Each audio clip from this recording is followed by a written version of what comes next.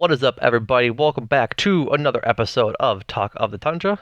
As always, I am your host, Numac, and joining me this week is a guest host with me, Tommy Evans-Barton of the Father Son Packers podcast. Tommy, thank you for joining me tonight. Thanks so much for having me. Excited to be here. Excited to be talking after a Packers win for what feels like not super often that happens. So, lucky me. We are officially streaking. Back, beat the Bears, now beat the Rams. Yeah, a little bye week in between. We'll take that as a win too. We can call it 3 in a row. Perfect. Might as well. 24-12, the Packers, I shouldn't say escape Lambeau. They leave Lambeau with a win. For the most part, the game looked pretty good. I'd say just as like a gut reaction, the end of the third, beginning of the fourth was a little tenuous at times, but we'll get into that in a second. It got a little wacky for a second for sure. I mean, some of the players' brains seemed to melt down for a second. The referees didn't quite know what was happening, but in some ways, escaped, I think, isn't necessarily the wrong word. I mean, we'll take a win. Right. A win's a win's a win, as Ty would say. Or whoever Yeah. whoever came up with that. At least your Ty say it on Eurostep. So, Packers coming into this game needing to get a win. They need to win out to make the playoffs, and with some little help from a little help from our friends, I believe, is their old rock song, whose artist I can't think of right now. Get by with a little help from my friends. That's right. Artist TBD, because I cannot think of it. And in this case, our friends are probably the Seahawks and the Commanders with how the rest of this weekend went. I mean, we need 2 more losses from the Commanders and 1 more loss from the Seahawks, and we win out and we're there. Yep. That's the last part of that is the hardest part. Yes. Just don't look at the Packers schedule and it'll feel a whole lot better. It'll seem way more reasonable if you just don't look too hard at it. That's right. We'll get a little playoff talk later, though. Let's talk now about this game. Packers came at 5-8, get to 6-8 with this win. The Rams, who had been really just snake bitten by the injury bug all season long. I learned that the actual injury that Matthew Stafford was out on IR with is a spinal cord contusion. If there's 2 things I don't want bruised in my life, it's my brain and probably my spinal cord. And not even necessarily in that order. Like, right. You could put spinal cord 1 and I would agree with you. Right. There's an argument for that being 1. There's talk that he might even have to retire, which is crazy to think about. I mean, obviously, it's great for him that he was able to get that ring with them last year. But yeah, super scary stuff right there. Yeah. Not a laughing matter in that it's funny. Laughing matter in that it's so ridiculous that football allows this to happen. Like that football is a conduit for these type of injuries. Like it's crazy. Yeah. It's insane just how, I mean, you realize how physical it is watching it, and then you see the laundry list of injuries and like the parts of the body that like I didn't even know a spinal cord could be bruised, and yet here it's not good. Yeah. And I'm not in the medical field, but I'm medical field adjacent writing about it sometimes, and it's knowing how that they talk about it. It's you don't want anything touching that part of the body except for your spine. Oh yeah. The Rams are really dinged up right now, and we saw it tonight. I mean, I think this might have been a whole different game if Aaron Donald was playing, but he was out today. Yep. Same thing with Cooper Kupp, who's been on IR for last 6-7 weeks, I think, with the knee, right? Yeah, and Cooper Kupp out, Allen Robinson out. Their whole O-line's dinged up. Their starting center had to leave this game with a knee injury after the second play. Yeah, he had a thumb and a knee injury. I think this season he missed 7 games with what the broadcast said. They went with the calf, so it's just a tough year for the Rams, especially considering that Aaron Donald was mulling retirement after last year, like right off the sunset champion at 31 or whatever old he is. He's not old. Mm-hmm. And I mean, he said he's done everything there is to do, and he's not wrong. I mean, right. Yeah. And so him going off or having this type of season where it's just a slog and ending up hurt to probably miss the rest of the season, and I'm sure isn't leaving a good taste in his mouth. Yeah, and I'm sure pre-injuries, like ESPN thought of this matchup on Monday Night Football as being like 2 heavyweights, and right. I'm sure looking at it now, they're like, man, wish we hadn't scheduled the Packers and Rams on Monday night because this game doesn't mean a whole lot for either of them. Right, and beginning of the season, this game was like circled on the calendar like of a premier what we thought would be heavyweights, and like you said, just not really a great Yeah, I was like, they were like, oh, the number one seed in the NFC last year versus the Super Bowl champion Rams, like week 15. This is gonna be for a play, like for the number one seed in the playoffs. I'm sure ESPN was licking their lips that they got this game, and then they showed up, and Troy Aikman and Joe Buck were like, "Why are we here? Can we get the B team for this?" Yeah, it's cold. Can we just go home? Like, Man, it looked cold, 15 degrees, and probably felt like 10 degrees colder. I mean, my goodness. I've sat through that type of cold at Lambeau before, like in the many games. I should say many. I haven't gone to like 100, but I've been through a fair share of Packers games, having been from there, and been to a fair share of Winter games, and it's definitely crazy when the the young dudes go out there no shirts, overalls, just like buddies, like gotta be cold. And yeah, and you're standing out there, and the players are out there getting crunched at 100 miles Oh, an hour. I mean, I would feel like I was getting broken in half on almost every play. There was a play by Doubs where he took a helmet right to the sternum, and I was like, I might just disintegrate on the spot. yeah, at the end of the game there when he caught that Mm-hmm. little out route, yeah, just no thanks, no thanks. I was But, like, thanks, Rogers, for giving me the ball right there. That's great for me. but yes, let's dive into some of the plays of this game. Rams get the ball to start. It immediately looked like it was going to be another bad game for the rushing defense. Cam Akers on the second play of the game ran for 15 yards. Just talk about like I guess again the first play of the game. The Rams rushing attack really looked like it was going to be prevalent. Ended up not being the case throughout the game. But after that play from Cam Akers, they basically go 3-and-out. I'd say 3-and-out. They got another first down, but only 7 plays for 20 yards on that with some penalties as well. So uh, Rams punted away to end up with a that goes to a Packers field goal after a nice long drive, 12 plays, 52 yards, 6 minutes. So another how should I say, good drive to start the game that didn't end with a touchdown. Like I Yeah, can't remember I the mean, last they time we were got touchdown in the first drive. I mean, they said something on the broadcast that they were like the Packers were 0 for 8 on Yeah, I opening did see that. drives, something crazy, and were the either the second or the worst goal to go offense in the league. And I was Hmm. like, for the goal to go offense, at least that tracks with the eye test because Yeah. my goodness, run up the middle 1 yard, run up the middle 1 yard, incomplete pass. That's our bread and butter right now at the goal line. Like it's awful. 50% on goal to goal. Yeah. So And that's it's funny because ungood. they were saying the Rams were allowing 52% of goal to goal situations, like allowing a touchdown. So talk about a battle of two just elite, just best at their traits, Oh man. A What stoppable a force versus a movable object. I mean, pretty much. And hey, the stoppable force, we got stopped a couple That's times. right. Uh, Oh, that drive setup though, which we'll talk about throughout this podcast, is set up by a Keyshawn Nixon 47-yard return. Or I'm sorry, I lied. 19 yards. That was a 47-yard punt. Uh, yeah, I so mean, he big, was he big. was great today. He Mm-hmm. was great. I mean, you and Jordan talked about this in the pregame, talking about how the Rams were allowing the league worst opponent field goal, or sorry, league worst opponent field position, Yep. and it really played out in this game because Nixon was crazy all game long. Yeah. We kind of laughed at the like Keyshawn Nixon Pro Bowl effort, but I mean, if Pro Bowl he voting showed him goes one today. more week, if Pro Bowl voting goes one more week, maybe he probably sneaks in. Because I mean, goddamn. he's he's got to be a top 5 Packer right now. I mean, I know that's not necessarily saying a whole lot, but it's.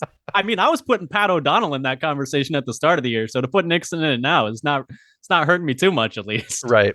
Pat O'Donnell just he seems like he hasn't got a lot of work this year, but Yeah, I mean I that's not the worst thing, I suppose. But not the I worst mean, we thing, were right? talking about this before the podcast, but Nixon returning punts and kicks, it really makes you wonder how on earth Amari was back there that freaking long. I mean, had to have pictures of someone, He known where the knew bodies were buried, like you said. Randall Cobb and him were buddies, and I think Randall let him told him state secrets. Oh yeah, back in the 40s, they actually buried Lambo underneath the field, and no one knows it. Something crazy like that. Yeah.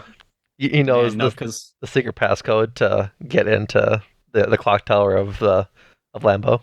because you watch Nixon and you're like, how did they not know what they had with him? I mean, Right. what the broadcast said during the game that Rodgers had told them that he had told Nixon like he's normally like, hey, just take the touchback, but he had told Nixon if you think you got a chance to return it, take it. So Mm-hmm. I mean, if Rodgers trusts him, I that mean, says a lot. it's got to say a lot, right?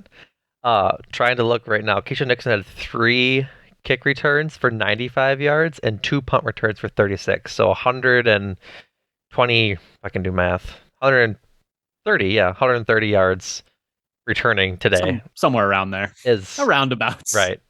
130 yards returning is unlike anything we've seen from a Packers return man. And Since like Micah Hyde or I don't even early, know. early, early Randall Cobb, maybe. Yeah, And like not even, maybe even not go all like the way back this. to. I mean, I hate to invoke this name, but maybe go all the way back to Desmond Howard. Yeah. I mean, especially with how poorly the rest of the special teams around him has been playing. Like when you take that into account, I mean, he was setting up their drives all night long, though. Like Right. and then the other drives we're going to talk about. I mean, he was an integral part to all of them. Yep. Um, Second drive for the ensuing drive for the Rams after the field goal, 3-and-out, great stuff. Packers get the punt from the Rams, obviously. I believe that one it was out of bounds, so no return on that one. But then Yeah. the first of one of the I should say many mistakes, but of bad decision making. I guess it's not even just a bad throw. Aaron Rodgers threw an interception. I was gonna say I know the thumb's not taped, so there's no more excuses. But No more excuses, he was yelling at Lazard, and I'm like, buddy, buddy. he's wide open. Like, Right. just throw him the ball. Just throw him the ball and don't sail it. Like he missed him by 5 yards. Like I mean, he was acting like if he kept running, he's not the road runner. Like he's not going to get there. What are we talking about? one, he's not Roadrunner. Two, where do you want him to run? Like if he runs further, he runs into the guy that picked it off. Yeah, I mean, like if he just inexplicable. if he puts it on target, it's just a bigger catch. Like there's no need to keep running. I mean, he was. What was it? I saw multiple people in the Discord today say that they would have had a better chance to win with Love, and it's hard to look at throws like that and disagree with them. I mean, right. Obviously, we don't have enough of a sample size on Love to really know that, but right. not well.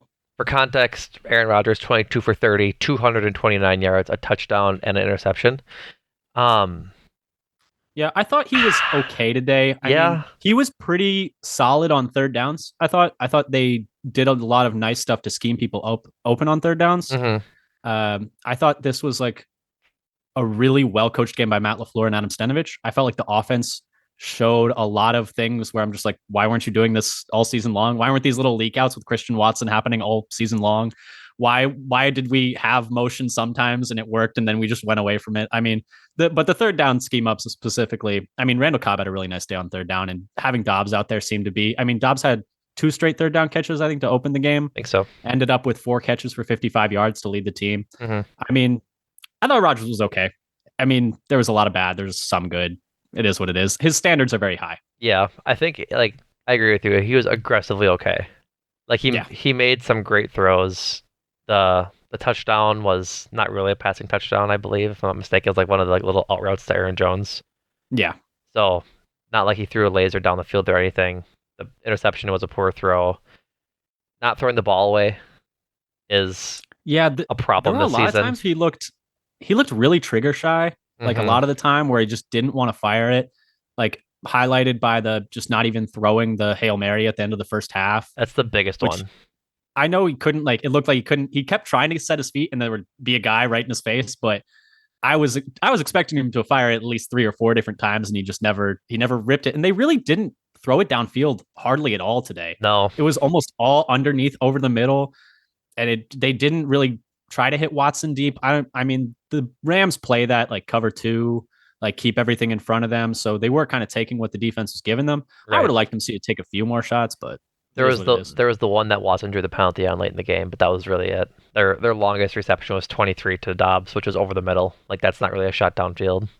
Yeah, and it's hard to tell on the broadcast angle like where the safeties are, just because of the camera shots they have. But I'd imagine they were playing a lot of cover 2 that game. That's what they generally do, and makes the middle of the field open more. But I mean, the shots downfield were the Watson penalty one, and then the Lazard pick, and that I didn't feel like they took really hardly any more besides that I can remember at least. Right, exactly.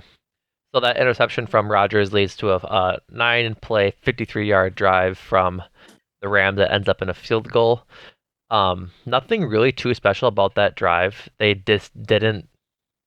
They weren't playing like prevent, just letting them run on the field. They just were chunking away like 6 yards, 7 yards here, highlighted by a Rudy Ford unnecessary roughness call, just shoving Cam Akers out of bounds when he was definitely out of bounds, which is I mean, a common theme this year with Joe Barry just not being able to get his defense disciplined. and it's such a just an indication of like a lack of like the coaching staff like having the team ready to play and be disciplined. I mean, they said on the Yep. broadcast it's 6 unnecessary roughness penalties on the year to lead the league. Yep. I mean, that's just if anything shows bad coaching, I think it is that, unfortunately. I think they had another one later, didn't they? Not mistaken. I think they had I don't know if it maybe. was unnecessary roughness. I think it was It another was kind of, unsportsmanlike conduct. I don't yeah, remember what something it like that. was, But but yeah, it was another one of it's the those like same plain, idea. yeah, one of those like just not even thinking, like not staying within yourself. Like, I don't know. It's a coaching thing. It has to be at this point. It's discipline. It's like basic discipline. Guys trying to do too much. I mean, it is Right. what it is. Right. And it'll stay that way until hopefully the game week 17 or week 18, and they just don't need to talk about it anymore because the people will be gone. Well, maybe further than that, but I'm not going to go there yet. Fingers crossed, knock on wood, Fingers maybe, crossed, knock on wood, all that good stuff. our national nightmare will continue until we're officially knocked out of the Our playoffs. national nightmare. Oh, it's I good. mean, Uh, it's fun. I thought it was interesting though that you mentioned Ford, that they're sticking with him at safety. It seems like they're going to keep going with him rather than Savage. I mean, he's just a cheaper Darnell Savage. They are stuck with Savage next. I hate to say stuck because he could always bounce back, but they are going to have him next year since they accepted that 5th-year option. But it does seem like even though they are going to be having Savage next year, they want to run with Ford anyway, which is interesting to me. was he active this week? Yeah, I don't believe he was on the injury report. I think Full he was practice off. every week, or every Yeah. week, every day. So I didn't really see him. I honestly didn't either. I think he was out there a bit, I thought, but I can't say that I thought I noticed him like once or twice, but definitely nothing where he was blowing any coverages. I didn't notice him in a negative way, which I usually do, which is Great. something at least. I know, right? 5 stars. He had 2 tackles according to ESPN. So I guess Okay. good job. I know. I didn't notice him, which is it's better than usual, actually. Exactly. So at this point, 3-3, still in the. I think that was the end of the beginning of the second quarter. So then, and so we drive with the Packers. Another just really nice drive that was we could talk about as a theme of this game was the Packers putting together long drives when they needed to. 11 plays, 74 yards. That ends in an A.J. Dillon touchdown. This drive was led a lot by the Packers' run game finally getting started. Like, it sucks that A.J. Dillon went out with the concussion late. But it just seemed like he only had, I think, like 40 yards total. Yeah, 36 yards, but it felt a lot more significant than that. I was going to say the same thing. It just felt, I mean, at halftime, I think he was averaging like 5 yards a carry, and then they got stopped a little bit more before the run game hit a bit of a lull in the third quarter, and then he got knocked out of the game before the run game picked back up in the fourth quarter. Right. But yeah, definitely really impactful. I think they said he had his longest reception of the year so far in this game for like 18 yards. Yep. And I mean, I just think the offensive line was really good today for the most part. There were a couple times where Nyman got beat pretty bad by Floyd at least once, like really beat bad by Floyd good. once. But I thought Myers played really well. I thought Tom was excellent at left tackle again in spot starts duty for Bakhtiari. I'd imagine we might not see Bakhtiari again this year. It's going to be Tom all year, I would think. But yeah, I thought the offensive line in the run game and the pass game was really good. And that was part of the reason that Dillon was able to have a nice day. Jones was probably the best player on offense today. I mean, it was a lot of the offensive line, though. I thought they had a really nice day. Continually impressed by Zach Tom and just his readiness for being slot in. Like, he's 3 weeks now into this since Bakhtiari went down with his appendectomy. But for a rookie being put in at one of the most important positions in football, just the blind side the blind side of your quarterback is incredible. Like it's just for a rookie, what, fourth round pick, fifth round pick? Fourth round pick, yeah. Yeah, like that's good. Like I mean, it's better than good. Yeah. It's incredibly impressive. Depending on what they decide to do with Bakhtiari moving forward, I'm not concerned about left tackle like in the future. It's so tough because I think he's a really important piece of that. I mean, this is going to be a big discussion over the offseason is what they do with him, what they do with a few other the older guys. Right. I know Gutekunst has said like, hey, we want him here. Left tackles don't grow on trees, but it's going to come time to make some tough decisions on the cap because they got a lot of guys they got to pay. And I think Tom has shown that if they need him to, he can play left tackle for a season, I think. And right. I mean, his versatility, he played center in college at Wake Forest and then moved to tackle his senior year. He's a bit small, but it doesn't seem to affect his game too much, at least so far. I mean, he hasn't had to go against too many huge power rushers, but right, he's been really good. I mean, fourth round pick, my goodness. Makes you wonder why they didn't pick him in the third round and they took Sean Ryan there instead, and suddenly Tom is a starting level tackle. It really makes you think. Right. But, I'm laughing that Brian Gutekunst says that left tackles don't grow on trees, and going back, like we have Zach Tom now, who looks like a pretty good left tackle. Then David Bakhtiari. We don't talk about the dark years of Marshall Newhouse. But then before that, it was Chad Clifton for a decade. I mean, it's like something that I think people don't take into account when they like call for Gutekunst's like head for not like giving enough weapons to Rodgers, which is like, it's true that there's been some faults in how he's built out some of the receiver core. We saw today, like the vision for the receiver core was these two rookies, but yeah, I mean, his ability to get late round offensive linemen, I think is second to none. I agree. It shouldn't be taken for granted. Strong agree. So, 10-3 at that point, halfway through the second quarter. Rams get the ball back, go on the field. Again, just really nothing huge. Like I think that was a big part of this first half theme from the defense is that they didn't really allow a lot of the big plays. You didn't see Jair getting burned by a nobody wide receiver. You didn't see his words, not ours, of course. Yes, exactly. You didn't see like huge gashing runs like you saw on the first play of the game. It was just like stuff underneath and stuff like that, which like I can live with honestly if you're allowing field goals.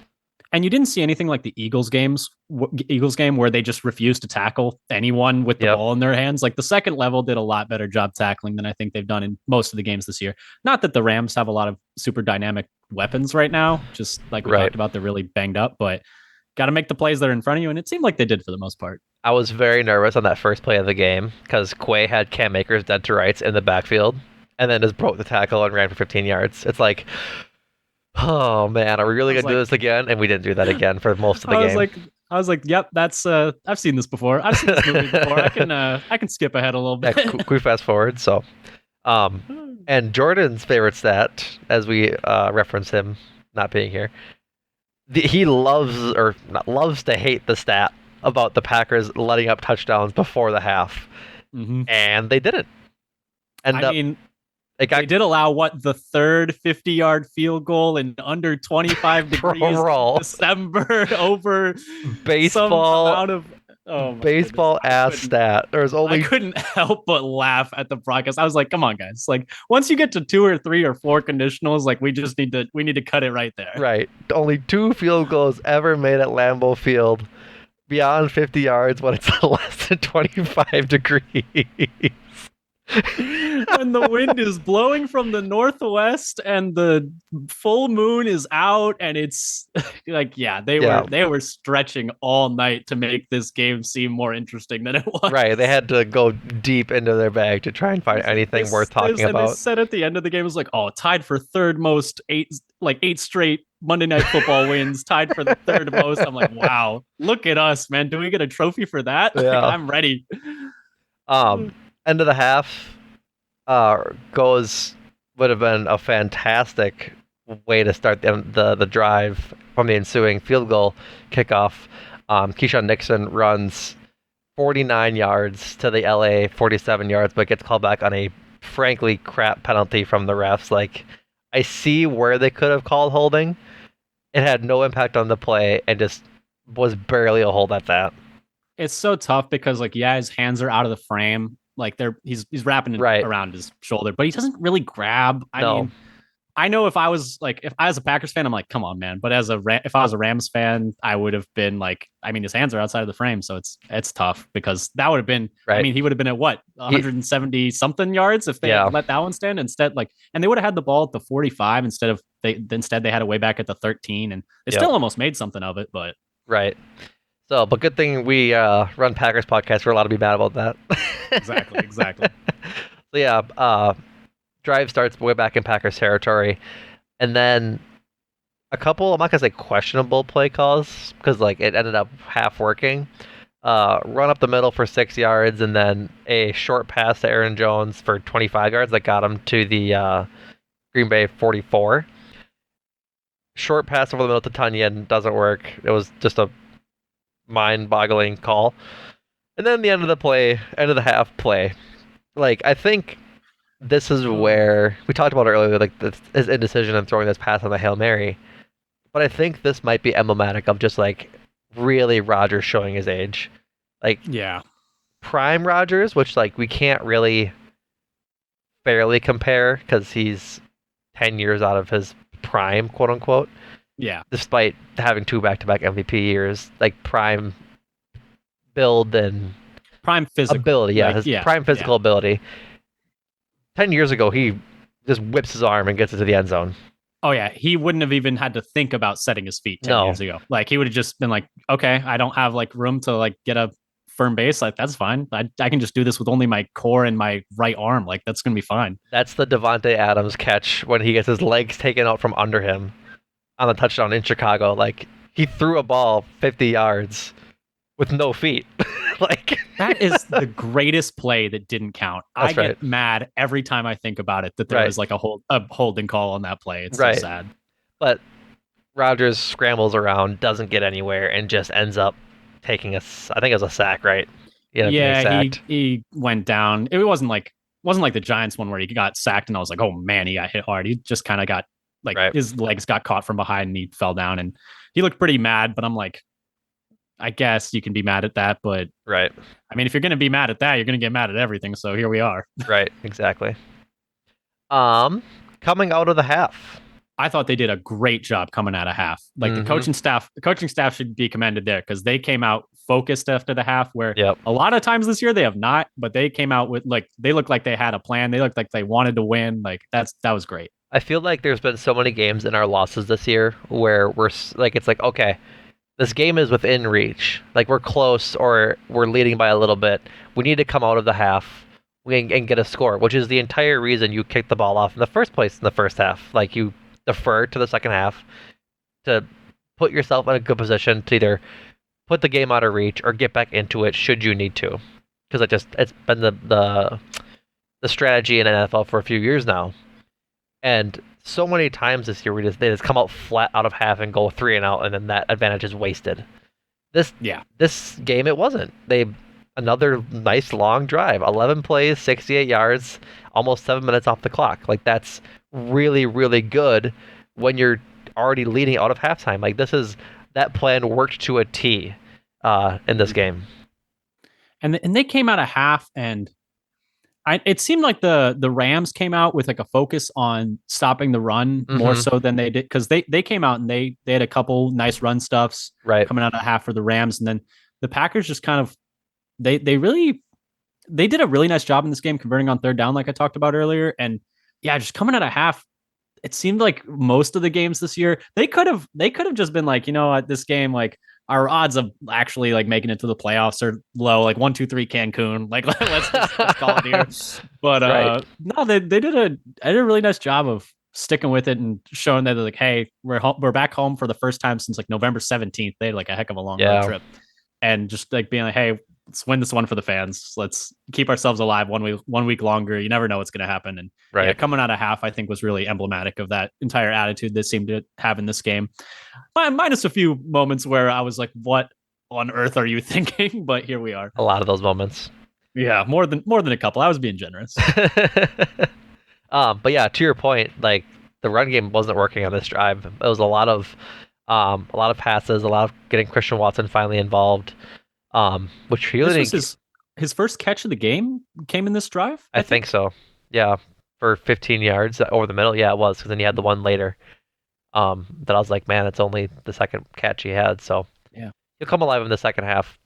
Yeah, he was quiet in the passing game, but They just weren't really watching, they weren't really passing a lot in the first half either. I think yeah, is the and I mean problem. he was blocking his he was blocking like crazy the whole game. I Right? know you don't take a guy with the 34th pick just because he can block, but he helped spring a lot of those outside runs for Jones and Dillon. And Yeah. I see now why they were so enamored with him as a pick and why they traded 2 second-round picks to move up and get him. I mean, he's the exactly what they need on offense. He's kind of a he's a combo of MVS and Lazard in that he's got the physicality blocking of Lazard and just way more. He's like a more dynamic MVS also as a receiver. It's kind of selling him short, Yeah. but I mean, he's everything they've wanted in a receiver in terms of willing to do the dirty stuff, very explosive.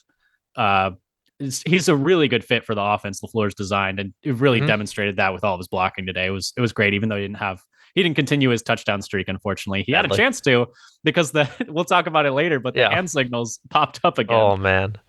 Oh man, those hand signals. Um, yeah, this drive ends in um the 1 yard AJ Dillon rush, which is one of his two. So 17-6. And this is where the game gets a little ugly. It Like got a little weird. It got a little weird for a little bit. got a little weird. Um, Packers hold the ensuing Rams drive to a 3-and-out, 3 plays, 0 yards. So just fantastic stuff by them. Um, Next drive is set up on a great Keyshawn Nixon return. Um, 17 yards to get pushed OB at the 50-yard line. But a face mask on a blocker, I believe, not even on Keyshawn Nixon. Mm-hmm, mm-hmm. Gives them an extra 15 that puts them at the 35. So really short field. This was really the only short field they scored on this game. Touchdown, I believe this is another. No, this is the Aaron Jones passing touchdown. Just off the end to the left side. So, Passing, yeah, passing. I don't like how quote that's. unquote. Yeah, it's It's whatever. not quite as cheap as those little tap passes, which are like, come on, man, like that's a handoff. Yeah, But it's yeah, the same Jones idea. definitely did the majority of the work on that one. Exactly. So at this point, game looks to be iced. 24-6 with about 2 minutes left in the third. Mm-hmm. But as we mentioned, it's weird. Packers kick off to the Rams to go on a 6-play, 70-yard touchdown drive. This one is Yeah, highlighted by a penalty on Jair Alexander for a low block. I think that's the sportsmanlike conduct penalty we were talking about earlier. mm-hmm. So a Yeah, lot of those are. That's been a point of emphasis. They don't like you taking out the legs of the linemen. I yep. know Aikman was saying on the broadcast he thought Tutu Atwell gave him a little bit of a push in the back, and that's why he went low. But yeah, 15 yards there that's brutal because I mean that's part of what helped kickstart that drive for them. Yeah, that play, the penalty that play was on was a 20-yard rush by Cam Akers. So 35 yards in 10 seconds is not great. Yeah, that's how you get a 6-play, 70-yard drive. Is a couple nice little 35-yard Yep. plays will do it. This is where I was really happy with how the defense played in the first half. 6 points, really great. Just pretty much getting home. They had a few sacks of Baker Mayfield in there, and a couple of Preston had a nice threats. game, yeah. Yep. Mm-hmm. And so, but this is where it started to get a little squirrely. Wasn't too thrilled.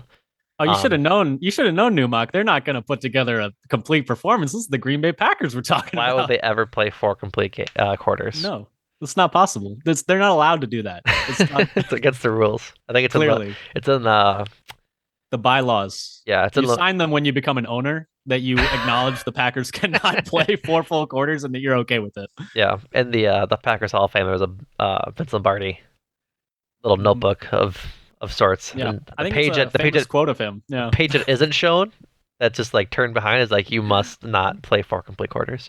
yeah. It's like how the back of the Declaration of Independence and National Treasure. It's just like that. It's in invisible ink and everything. It says you will not play a complete game, not once. That is funny. But yeah, to put that into context, the 20-yard run by Cam Akers, followed up by an 8-yard run by Cam Akers, followed up by another 20-yard run by Cam Akers, 2 yards from Cam Akers, which is a first and goal from the 10, an incomplete pass, and then the first tight end touchdown from the Rams this year to Tyler Higbee, thrown by Baker Mayfield. I think this is tinfoil hat conspiracy time. Uh, NFL rigged. ESPN puts up the graphic on that play. 0 tight ends, tight end touchdowns the entire year by the Rams offense. Next play, Tyler Higbee, just easiest throw and catch I've ever seen.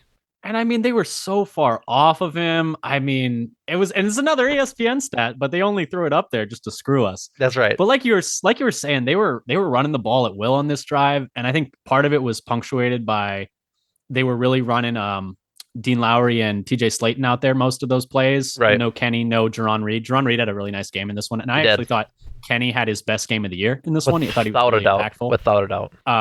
And then they go out of the game, and then all of a sudden they're ripping off 20-yard runs like for free every single time. And I'm like, can we get the good players back in this game, please? Apparently we can't. Awful. Yeah. They got to rest because, if they're not out there when it matters. I'm like, okay, but you're letting them drive down the field, make it a 2-score game, whatever, It worked out in the end, I suppose, but right. It was ugly for a little while. It was. The scrolliness continues. Packers ensuing drive of 3 and out. Or I shouldn't say that, I apologize. 1st and 10, a run for -4 yards. And then there was a pass interference call on Christian Watson, or that was drawn by Christian Watson down the field. That got 16 yards on a penalty. And then from there, that was the 3 and out. So not great. We can't have too many nice things, Numac. This is where I got really nervous. It's like, okay, they just scored a touchdown without any sort of resistance whatsoever. To talk about a theme that you and I have talked about, rest of the Discord has talked about this season, they clinched. They for sure clinched, like, during that drive. They've done this every year under LaFleur. There's just a point in the game where they just get about as tight as you can get as an entire team, coaching staff, all the way down to the fans. Like everyone in the stadium's like, we know what's coming next, but we can't stop it. For it's you can't like blame the fans because they have Stockholm syndrome when it comes to these things. Because we've been it's 2022. We won the title in February of 11. Like almost 11 years of almost 12 years. Right, of being let down in these situations where they clench throughout. Oh, you start to get like the heart palpitations. You're like, man, I have really going to do it again now. But then the wackiness just continued after this drive. I can't wait to get to this part. The 3 plays, they had a rush for 0 yards, and then Baker Mayfield was sacked. So it's 3rd and 13, and it was so interesting because, for context, for all you guys that aren't in the Discord, I watched the game on my Hulu live TV provider, and I'm always behind everybody else in Discord when we're chatting about it. And everyone's just yelling at Rasul, like, what are you doing? And I'm watching the play before it's happening, and I see Rasul, like, legit 10 yards off of his receiver, and he's, like, talking to Jair across the field. He's like, where am I doing? Where am I going? I'm like, great, he's going to get absolutely torched for a touchdown or something. No, he gets an interception. But then, he must not have... 2 good things can't happen in a row. 2 good things can't happen in a row. He goes to run it back and thinks that he's on the Patriots and throws it backwards to nobody. Like, we lost, like... Kobe Meyer's spirit enters him for about, 5 seconds, and he's like, I could lateral this to Amos, or I could go down, and he picks option A for some reason. It was mind-boggling, because, he was getting tackled in that way where you're just kind of, spinning, He's got one pivot leg down, and he's hopping and hopping. He's you see him looking because he's looking for someone to pitch it to. And I saw it, and I was like, no, don't do it. Don't do it. Don't do it. And then you just see the ball start to leave his hands, and you're just like, thankfully, Amos fell on it, got crunched. Yeah. And then kept the ball, thankfully. But there was about a 5-second time span there where I was like, because if they recover that fumble, it's a first down too, because it's 40 more yards upfield. Yeah, that, and because they retained, they had possession. Yeah, switch possession. Yeah, exactly. So, thankfully, they recover. Unthankfully, the squirreliness continued, Tommy. I mean, I'm putting this one on the refs. I don't even think this is regular Packer squirreliness. No, what happened was Aaron Jones rips off a 10-yard run. This is the 4th or 5th play of that drive. No, second. was the second. Okay, The second but anyway, it was the second play of the drive. He rips off like a 10-yard run. You're like, awesome. Like, we're moving the ball. We're at like the opponent 20. Like, we're going to score here, and that's going to be the game. He's getting held up by two dudes. They normally blow forward progress there, and he's just hopping, like not moving anywhere. And they strip the ball out and run it back 30 yards. And I'm looking around like, anyone? You're just going to let him get mugged by like five guys in the middle Right. of the field while he's trying to fall down? Oh man, I was really annoyed. If that had cost them the game, I would have called it chicanery. I would Yeah. have I would have done the whole Better Call Saul monologue. Like it would have been. Oh my goodness. The squirreliness continued, Numac. The squirreliness continued. Jalen Ramsey ripped that ball out, and as thankfully it didn't burn us. Yeah, him and Rodgers were getting they were chirping a Ooh, they little were bit after that chirping. play. They That were not happy with each other. It got weirdly chirpy all game. Like it was, I Yeah. don't know what sort of like because they played last year and the Packers beat them pretty nice. Actually, they pretty nice. They won, I think, by like 6 or 3 points.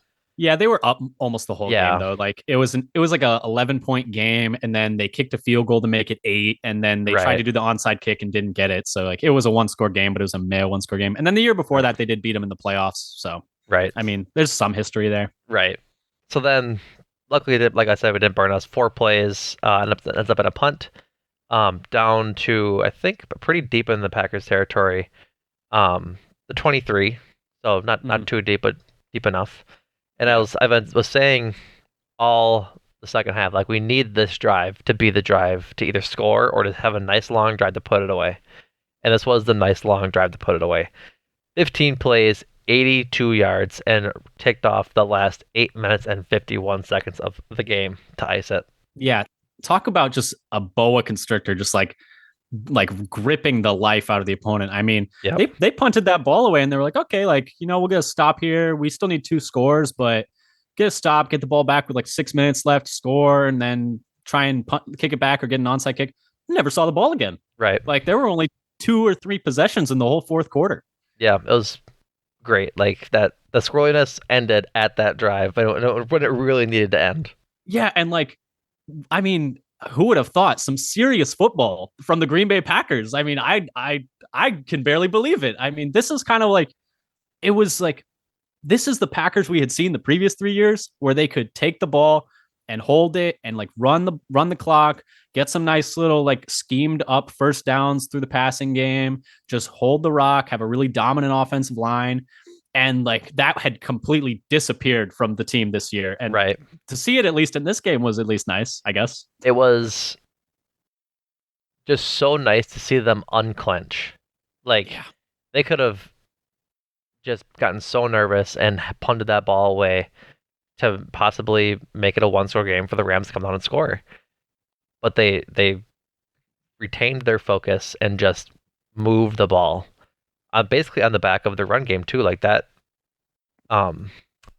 Yeah, and the offensive line kind of woke up and was like, "Hey, they don't have Aaron Donald. Like, there's no one on this line that you're really that scared of, right? Like in terms of being playmakers, maybe Leonard Floyd, right. But they were like, guys, come on, there's no Aaron Donald. Like, let's just maul these guys. Let's put Mercedes Lewis in. Let's have like essentially 6 offensive linemen on the field. Let's hand it to Aaron Jones, and Patrick Taylor had a couple nice runs as well. He came alive on this drive once because this is when AJ Dillon was now out. This was like his first drive after that, and had some significant contributions. 4 rushes for 15 yards, including a 9-yard carry or a 5-yard carry and a carry for a first down. Like he did good in his spots where he needed to go. He's exactly what you need from a third running back. Like, guy goes down, you go in there, don't miss too much of a beat. Like, obviously he's not breaking off big runs like Dillon was, or as big of a threat in the pass game as Dillon is, but went in there, didn't screw up, and fought for extra yards. And it was nice. I wonder if Sammy Watkins, who was waived on Monday, if that was his roster spot. Like, did Patrick Taylor get his spot? I think he might have. That's a good question. I think. I'm pretty sure he might have. It's so hard to keep track of Patrick Taylor because they have moved him up to the 53, cut him, re-signed him to the practice squad, moved him back up for like a temporary spot, used up all of those, re-signed him to the 53, cut him again. Like, he has been bounced around like crazy on this roster. But I think you're right. I think he has taken a spot in the 53. That Sammy Watkins cut was kind of surprising. That's what Not in that they did it, but when they did it, like just day of the game. Ty said the Discord, said on Twitter, it was a very weird Packers thing to do. Like, you don't really see them do that very often. Yeah. And it was just like, I saw that, I was like, that's not something you typically see the Packers do. Like they usually just like ride those things out. So, but I Yeah, think and you hate to speculate, but like it almost seems like we're gonna learn a little more this week. Like, hey, he like got hurt again or something like that. I mean, he had you'd only played, I imagine. think I saw like 11 snaps over the last 2 or 3 games, so he was getting phased out of the offense as it was. And with Yeah. Doubs back, I guess they, on top of not necessarily needing him anymore. I mean, it's he's not like he was going to get any snaps going forward, really, unless something catastrophic happened to the receiver room. Knock on wood. Right. You gotta quit doing that. I gotta reach up behind the camera You and gotta knock on some reach too wood. far. You gotta get that. You gotta get a block of wood closer. Just put it on your Apparently. desk.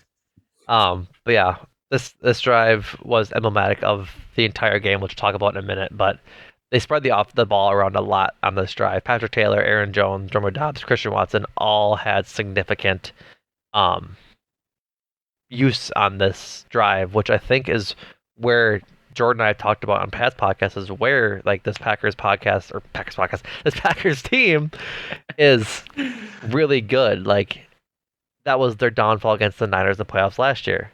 Aaron Rodgers was only looking Devontae Adams' way. Yep. And now we have four weapons, count maybe five if you want to count Lazard, that this ball can be thrown and passed to and run by players on this offense that we just don't become one-faceted. Like you can throw it to Christian Watson, Romeo Doubs, and Alan Lazard, and have that. Like, it's a strong three. Everyone knows my thoughts on Alan Lazard, but then run with Aaron Jones and run with AJ Dillon. Like this offense is at its best when it's getting spread around. And even when they spread it around in the past, it felt like they would spread it around on first and second down, but third down, the ball was going to Adams every single time. Yep. It was not going to anyone else. And so any key down, it was very easy for defenses to key in and be like, hey, like we know who's getting the ball. And Adams was so good that it still worked because it didn't matter. They knew he was getting the ball. But now it seems like on money downs, I mean, I guess this is kind of a bit of a spin zone because they don't really, you could say it's like, well, they don't have a go-to guy. Like that how are you making this a positive? But I think it does in some ways help the offense that they're not keying in on one guy on these like big gotta have it situations. It's hurt them a lot at times this year that they haven't had one guy to key into in these scenarios. But I think for the long-term health of the offense, because let's be honest, we're mostly looking to the next few years now. Yeah. I think it's going to be good to have these experiences with these receivers where you trust them to make plays when you need them, except for 4th and 2 when Rodgers does a little one of these, like the hand signals a certain way. Oh, the signals. Oh goodness, the hand signals thing is such a weird story, and we can talk about it if you want. I'm good. I'm good just honestly, ignoring it. I'm good. It's so stupid. I don't want to think about it. Like, if you haven't, I'll just reference. If you haven't seen the Athletic article on the hand signals that the Packers run, go get $1 subscription to the Athletic, read that story, and think about how ridiculous it is that the Packers have like ancestral hand signals that receivers are just supposed to know. They literally talk about it in the stories like, oh, they have to be told down like oral histories. And I'm like, literally oral history. What are we doing? Again, we're not talking about it. We're not talking about it. We're not going to talk about it. So, yeah. Anyway, they tried to get Watson his touchdown on this drive, but he didn't turn at the right time because he didn't know what the hand signal meant. And so they end up getting a first down on 4th down, I guess. Yep. And then kneel it out, and that's the game. And they get the win. They get the win. They cover the spread. 24-12 covered spread. Good teams win. Great teams cover. All that good stuff. I wouldn't call ourselves great, but just repeating idioms. Wanted to talk about just like general themes. Run game, again, just really carrying this team for the most part of the game. Disregarding Aaron Rodgers' 3 kneel downs, they had 141 yards on the ground, 90 from Aaron Jones, 36 from AJ Dillon, and 15 from Patrick Taylor. Like, just emblematic of where this team's bread and butter is. And against one of the better run defenses in the league. I know, like, obviously don't have Donald in the middle anymore, so it's kind of a big impact there. But they were a top 5 run defense. I think they were 5th by DVOA at least coming into this game, and the best tackling team in the league per PFF's metrics. I think they had them graded as the highest tackling team in the league. I mean, PFF is what it is. It's a tool. Like, it's not a perfect grading system, but it's just interesting that they were able to move the ball on the ground against a team that had generally not allowed that to happen throughout this year. Right. And then, like we talked about, just spreading the ball around. Romeo Doubs, 5 catches. This is a pleasing stat. 5 catches on 5 targets for 55 yards in his first game back from his injury he sustained against the Lions. I mean, he was on a snap count today, so like, if you go based on a snap, I mean, he probably got 5 catches on like 10 plays. Like, he was not out there much, but it seemed like every time he was out there, Rodgers was looking his way, and I think he had 2 or 3, he had at least 2 third down conversions in big Yeah. spots early in the game. Yep. So, I mean, he came back coming off that injury and looked great. He did. Leading receiver for the Packers in his first game back, which is nice. Christian Watson, 4 catches for 46 yards on 6 targets. Aaron Jones following him, 4 catches on 5 targets for 36 yards. A.J. Dillon, 3 catches for 35 yards on 3 targets. Randall Cobb had a lot of really critical clutch catches early in the game. Spoiler corn. Three receptions for 32 yards on 4 targets. So all in all, a nice game from the specialists on offense. Like, I think if we're going to go there, and I guess this can lead into, well, I'll tease this for our playoff discussion in a minute. If the offense can keep going like this, it'll be good. Mm-hmm. But similarly, if the defense can keep playing like this, it can be hopeful for the Packers in the playoffs if they make it. Again, this is when you go to the farmer's market or the flea market, and they have those big pink Himalayan salt lamps, and it's that big piece of salt. That's the size. I can't wait to see where this is going. That's the size of grain of salt we're working with here. That's perfect. Perfect connection. Yes. Well, huge grain of salt, given that we're going against Baker Mayfield and the Rams, who Baker's been in the system for a week, and they don't have a lot of their like top talent, like we had mentioned earlier.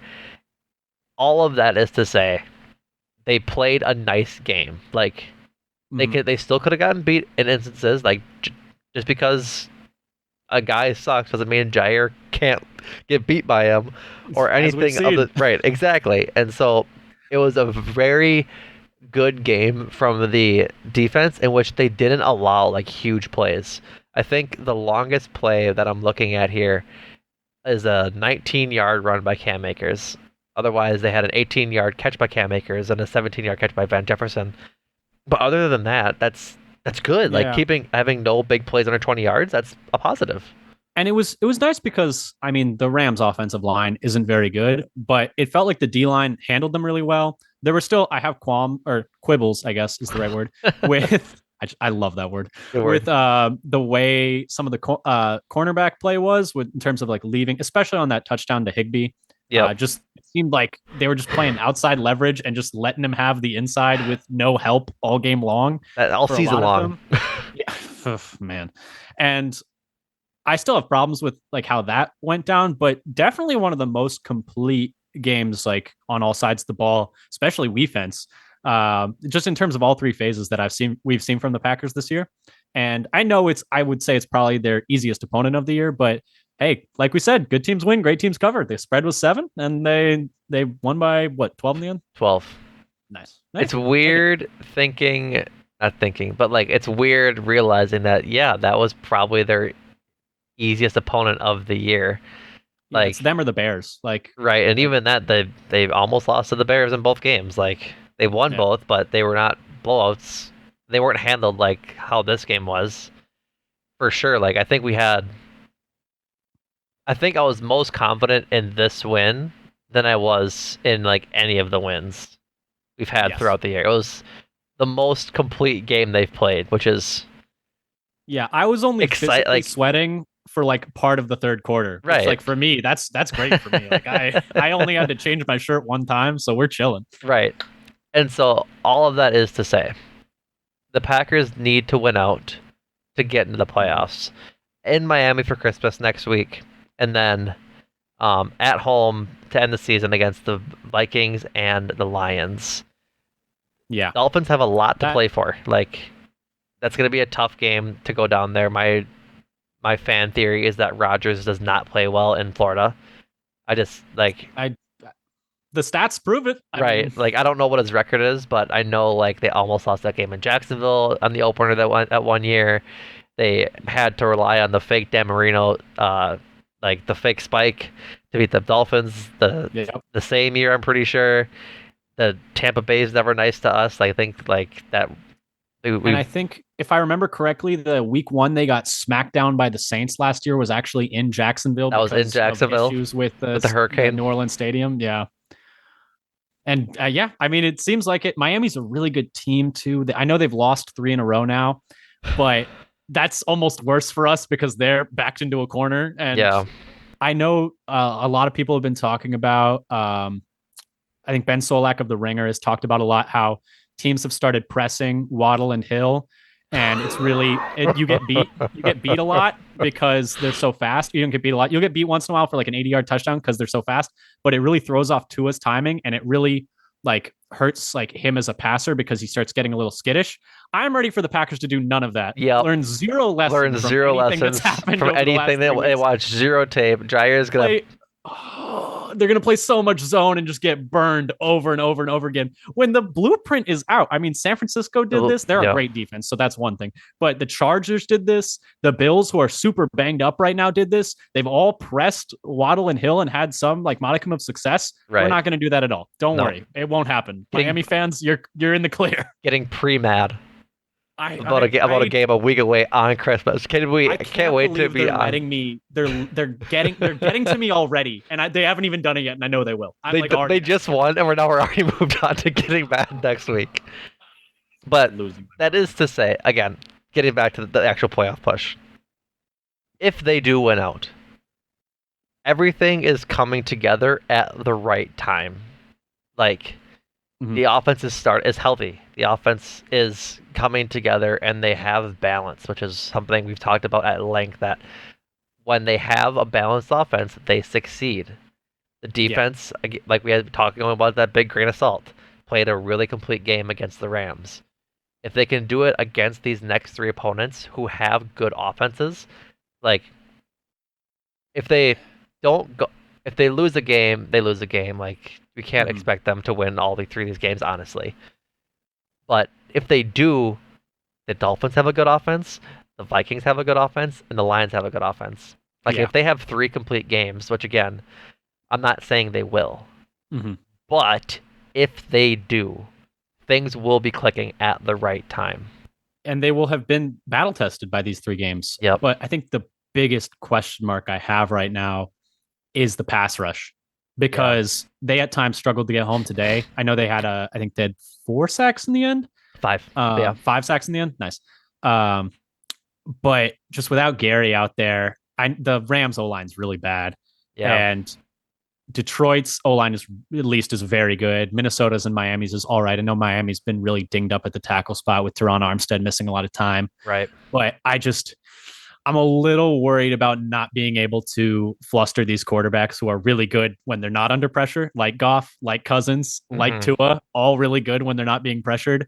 And I'm a little worried that we're not going to be able to get pressure with 4. We're going to have to send extra.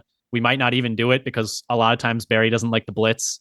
And that's, I think, my biggest worry going forward. I hate to put a wet blanket on how well the defense played today, right? But just they don't have a lot of juice at the pass rusher position right now. They don't. And it just sucks since, like you said, Rashawn Gary went down, like, because he was on the defensive level or defensive player of the year, like, track. Like, he was just playing so well, and it stinks that he had a season cut short like that. But outside of Preston Smith and surprisingly Kingsley Enagbare, he had a nice game again today. Yeah, it just hasn't been like there. Like, I think like Kenny Clark may have had 1 sack tonight. Yeah, and then they got Wyatt in there a little bit, and he had pressures like back-to-back plays, which was nice. Big smile. I don't know why he doesn't play. I'm utterly bamboozled by what on earth is going on there that they see in practice. They feel like he can't get on the field, but here we are. He showed progress today. Maybe he gets there next week and week after, but fingers crossed. Fingers crossed. New tweet dropped from Ryan Wood. Rasul Douglas laterals on interceptions in practice. Why are we practicing this is beyond me. He tells teammates lateral is coming if they lock eyes, which is, again. Oh my God. That's almost as bad as the hand signal thing. If I lock eyes. What sort of, like, regardless. gotta stay ready so you don't have to get ready. I don't even know what it like. Oh my After goodness. after Baker Mayfield interception, Douglas saw Adrian Amos and Rudy Ford. He lateraled. Then ball hit ground. Quote from Razul. I was like, damn, this is about to be like the Raiders and the Patriots. You're fucking right it is. What in the world were you thinking? And he was like, yeah, so I had to, so I had to do it. So anyway, I started blasting. Um, I mean, like, come, what are we doing? Oh my goodness. Oh, that is fine. What a quote from Douglas. I mean, at least he realized that it was dumb, I guess. I mean, if I'm putting a spin zone on it. Razul again. This is from Ryan Wood again. Uh, Razul Douglas thought Joe Barry would jump his ass after lateraling the pick. Teammates gave him a strange look. Quote, they were just like, man, what the hell are you on? I was like, man, you know how I, and they were just like, yeah, we know, but that's a little close. I was gonna say, my goodness. I mean, at least like the thing is, it's like he's like, well, I'm the one who made the pick, so if you think about it, we wouldn't have even had the ball if it wasn't for me. I'm like, okay, Right, buddy, all right, here right. we are. Just because you make two good things can happen in a row. Oh um, man, I I'm gonna have to guess watch that interview because that's gonna be funny to watch in real time. absolutely. Um, anything else on the game, Tommy, you want to touch on? Anything else that you want to talk about, like the themes or anything else that we didn't talk about already? We covered a lot of it when we were going through the drives. I'm trying to think now. Kenny having a really good game was huge. Mm-hmm. It was really impactful. I think. I know that he was playing against essentially a backup center for most of the game after their center went out, but he had really been struggling this year, and it's nice to see him kind of come back to form a little bit.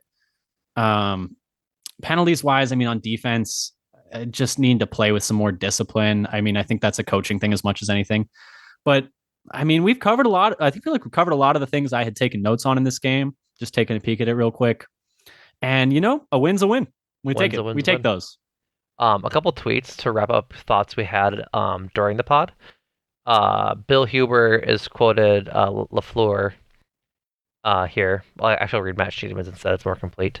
Matt LaFleur and Keyshawn Nixon as returner. Probably going to get criticized for not playing him earlier in the season, and that's fair. We should have had him in there. And LaFleur goes on to say that they didn't know what they had in Nixon as a returner early in the season. So yeah, I mean, it seems like I know special teams doesn't get practiced all that much, especially return stuff. Like mostly you're just practicing like fielding right, punts.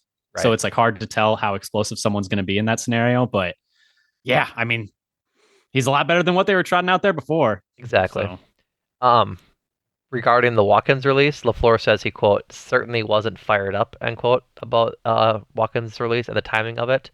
But mm, said they needed Patrick Taylor as the third running back, and he was out of elevations.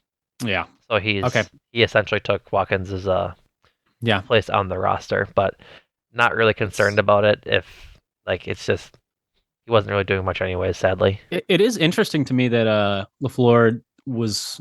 I mean, that's about as critical as LaFleur will get about anything. Like the not fired up about it. Like that's because he's usually like the captain of coach speak. Like he is so good at saying nothing with a million words.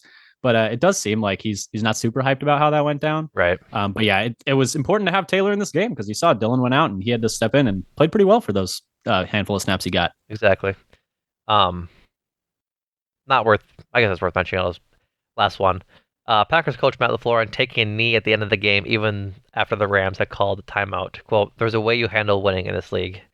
And I get that. Like, Yeah, and you him and know, McVay are buddies. Like yeah.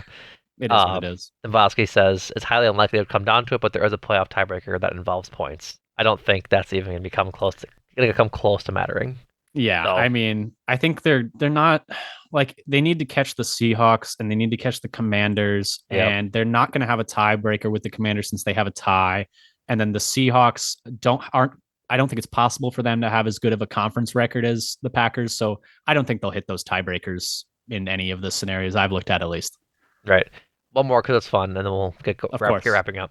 Aaron Rodgers with an unprompted shout out of Keyshawn Nixon for the second straight postgame. Rodgers says he's never once in his 18 years seen the opposing team kick away from a Packers returner. Quote, that's fun. I mean, they did you? I had forgotten about this. The kickoff they did, the little pop up. You remember the pop up kickoff they Yep, did? Short. and it got muffed, and my I heart was just saying, sank. he caught it and he fumbled it. And I was like, oh my goodness, why don't they do this every time to us? Right. Oh boy, Oh that was scary. man, what a game! What a What game! an What a amazing game. game! Couple promotions to get to. Uh, First things first, you loyal, dedicated listeners, much like Tommy himself, a loyal, dedicated listener in the GSPN Discord. Go to the Discord and take our survey. We got a little survey for you guys regarding listenership of Talk of the Tundra, Eurostep, 1 in 6, Make Time for This, Cruising for a Bruising, all of the GSPM pods. We want to hear from you guys about how often you listen, where you listen, when you listen, all that kind of stuff. That is in the GSPN announcements at the top of the Discord. You can get into the Discord by going to gspn.info and filling out the I think it's just a link in there. You can click on it and join. So it's pretty easy that way. So go take that survey, please. We would really appreciate it. Getting into the pods, Make Time for This. Andrew and Adam released their World Cup final pod. Absolutely, without a doubt, the best soccer game I've ever witnessed between France and Argentina. Just what a game! It was literally a movie script. It was absolutely crazy. Yeah. Eurostep, Jordan and Ty talked about Joe Ingles' return tonight, as we're recording this. His return to the Bucks, playing the why am I blanking? They played Pelicans. The New Orleans Pelicans. Thank you, Tommy. Making a season debut after recovering from ACL surgery. They previously talked about how Joe Ingles will fit into the rotation, where his role is on the team, and just what sort of impact he'll bring to this Bucks team with championship hopes. Cruising for a Bruising, I believe, wrapped up today. I'm not entirely sure what it's on. I wasn't privy to that information, but there will be a fresh, nice Cruising for a Bruising pod in that feed tomorrow morning, or I guess this morning as you're listening to this. The Substack. Ty was at the Herd game, and he had a Q&A with Herd sharpshooter Joe Weiskamp. He was the number 2 pick in the 2022 G League draft. So go hop over to the Substack and read that from him. And that wraps it up for us in GSPN. Tommy, where can the people find you? Where can they follow your pod? Tell us a little bit of plugs about yourself. Yeah, just wanted to first say thank you so much for having me on. This was an awesome opportunity, and I'm always down to talk Packers with more people, If you want to come check out more of what I do, me and my dad do a Packers podcast together at Father Son Packers on Twitter, Father Son Packers podcast on Spotify, Apple Podcasts, Amazon Podcasts, Google Podcasts, wherever you can find podcasts. Come check us out. We talk Packers twice a week. We do a pregame and a postgame. We'll be doing one episode over the offseason talking about the draft. You can find us on YouTube as well if you want to come give us a subscription. It'd really help our numbers. But yeah, come check us out if you like what you heard. Absolutely.